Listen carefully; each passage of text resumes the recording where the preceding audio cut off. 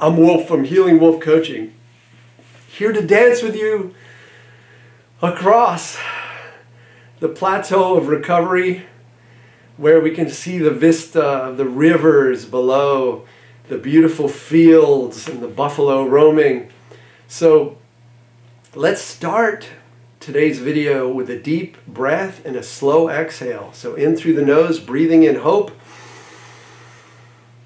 exhaling the past, because it's gone. So thinking, future thinking. Okay, future thinking is powerful as long as it's what we want in the future. So future thinking of what we want is called prayer. It's called manifestation. When it's thinking about something we don't want, it's called worry. So future thinking is very powerful, especially if it's done in a visual way with lots of sensory inputs. So there's brain retraining programs out there, DNRS. Some coaches do a lot of it. I don't do a lot of it, but I do take my clients on a journey.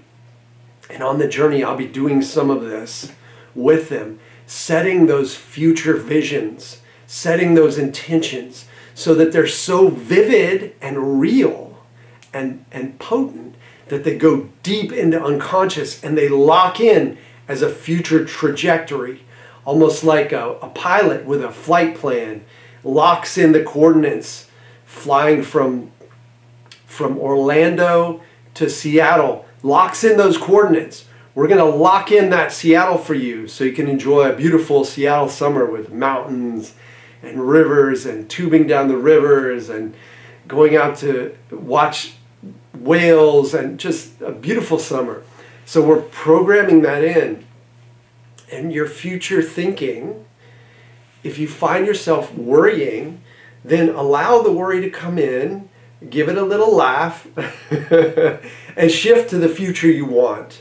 Okay, so if you want to be sitting on the sand at a beach in Aruba, sipping coconut water, and wearing some designer sunglasses that you received as a gift, and you are wearing a sombrero, a big beautiful hat that was hand woven that you bought at Aruba Marketplace, and it's got these red and green and gold bands woven into it, and your toes are sinking into sand that's just so soft that it feels like almost like flowery soft, and you're feeling this breeze blow in from the ocean, and you're seeing a sparkle in the water as a dolphin cruises past, and the dolphin's fin pops up out of the water. You can hear a little splash as the dolphin's tail fluke flashes in the water as it's fishing. And maybe right beside you is someone you love. Who is that? You're reaching out, you're holding their hand for a moment, squeeze their hand, and you're smiling. You're really smiling. It's an Aruba future for you.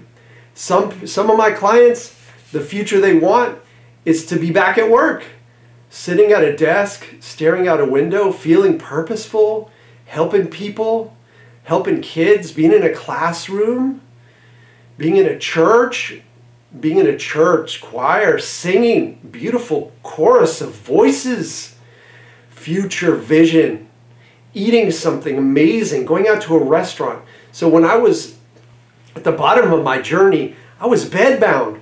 A restaurant seemed beyond what I could do. Like my past partner, her parents would come to town, to Seattle, and they would all go out to dinner, and oh wow, I was taking those visions of sadness, of not being able to go eat a piece of salmon, and then I was turning them into future visions where I would be eating that salmon, where I would be going out to restaurants. And I'll tell you what, last Saturday night, I went out to a Thai restaurant here where I live in Florida, and I ate pad woon sen, my favorite meal. So at the bottom of my journey, when I started visualizing, I visualized going out to Thai restaurants because that's my favorite thing. And here I'm doing it. And I visualized meeting some of my brothers and sisters on the journey. And how amazing is that? Okay, I was living in Seattle, Washington, bedbound.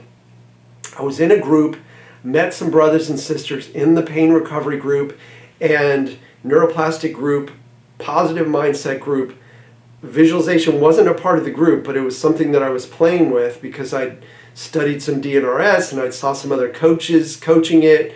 And I wasn't a coach at the time. I was just picking up techniques.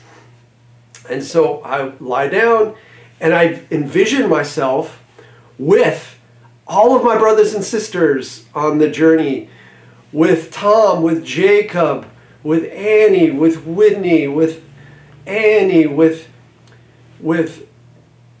Lulu, with Mary, all of my brothers and sisters on the journey, with Dan, I mean, all of them.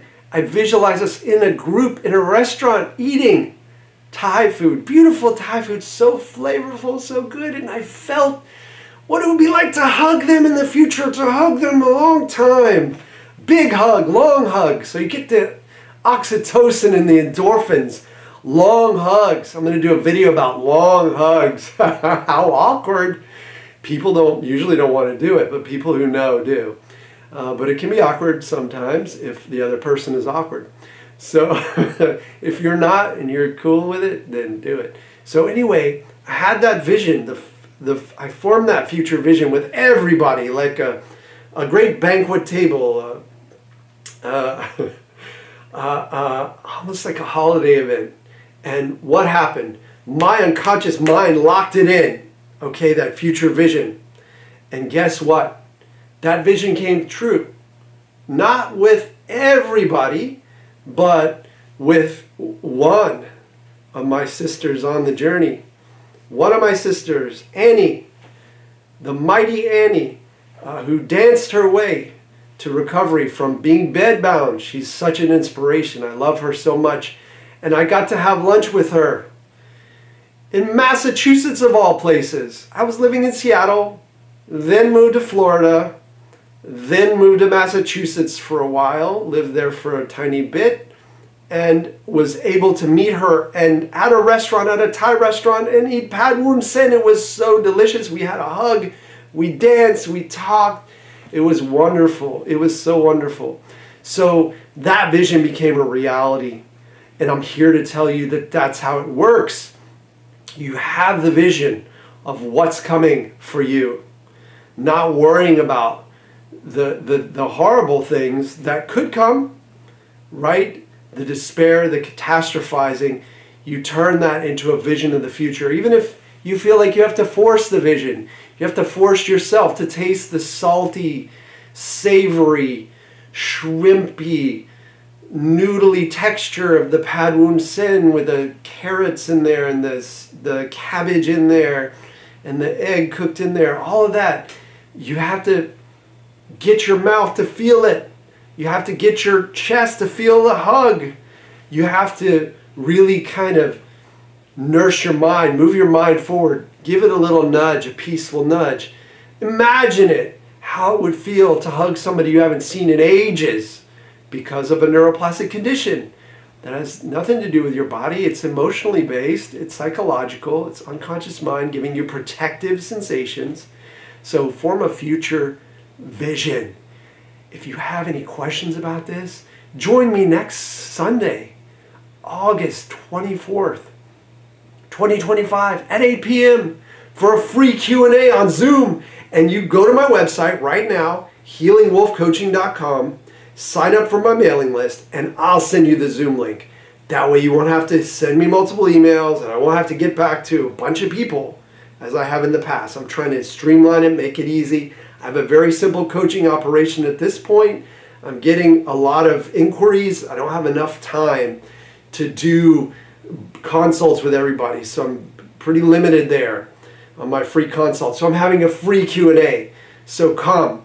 And if you want to drop a comment right now as to a question you have, I'll answer it now and I'll answer it then to your face.